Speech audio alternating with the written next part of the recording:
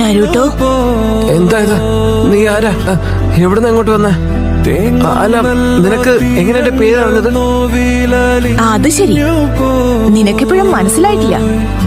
എന്നാലും നീ ഒന്ന് ഊഹിച്ചു നോക്ക് ഞാൻ ആരാണെന്ന്. നരുട്ടോ,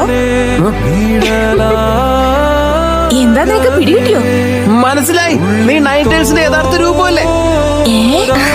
ആ മിനാട്ടോ എന്നെ കുറിച്ചൊന്നും പറഞ്ഞിരുന്നില്ലേ?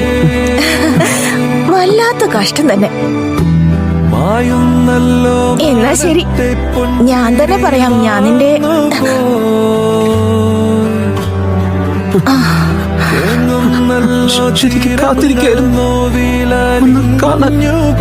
നീ ഇത്ര നേരം എന്താ പറഞ്ഞേ?